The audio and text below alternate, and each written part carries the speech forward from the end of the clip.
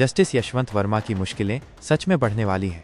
वो जो कैश वाला मामला था न, लगता है वो अब उन्हें बहुत भारी पड़ने वाला है।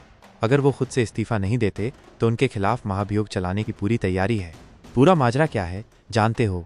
दिल्ली हाई कोर्ट के एक पुराने जज हैं यशवंत वर्मा, उन्हीं के खिलाफ ये महाभियोग लाने की बात चल रही है। सरकार इस प्रस्ताव को लाने पर बहुत सीरियसली सोच रही है। ये पूरा मामला तब सामने आया जब दिल्ली में उनके सरकारी घर के बाहर वाले हिस्से से ढेर सारे जले हुए पैसे मिले।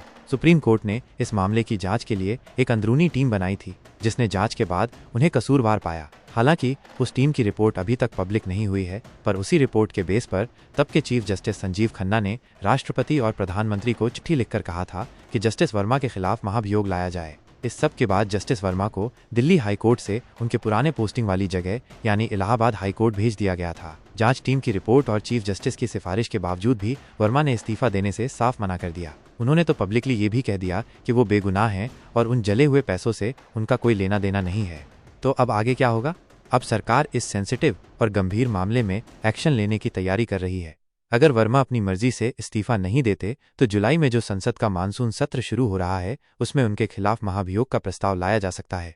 सरकार की पहली कोशिश तो यही रहेगी। सरकारी सूत्रों का कहना है कि इस प्रस्ताव को विपक्षी पार्टियों के सपोर्ट से लाया जाएगा ताकि संसदीय प्रक्रिया में कोई शक न हो और सब कुछ साफ साफ दिखे। ये महाभियोग वाली पूरी प्रक्रिया क्या होती है?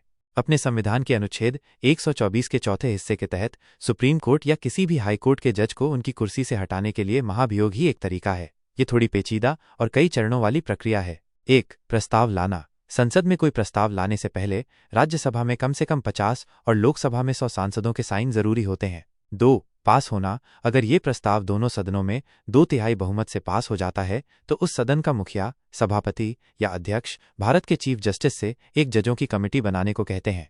3. जांच कमेटी। इस कमेटी में 3 सदस्य होते हैं।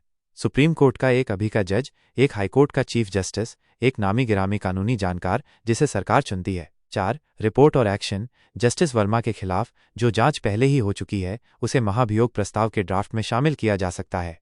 सरकार चाहती है कि कमेटी की रिपोर्ट में जो बातें लिखी हैं, खासकर उन जले हुए पैसों का मिलना, उन्हें आधार बनाकर इस प्रस्ताव को और मजबूत किया जाए। सरकार का क्या सोचना है? सरकारी अधिकारियों का मानना है कि ये मामला बहुत सीरियस है और इसे अनदेखा नहीं किया जा सकता। सरकार ये भी चाहती है कि इस सेंसिटिव मुद्दे पर कोई राजनीतिक ड्रामा न हो, इसीलिए सभी पार्टियों की सहमति से प्रस्ताव लाने की प्लानिंग की जा रही है।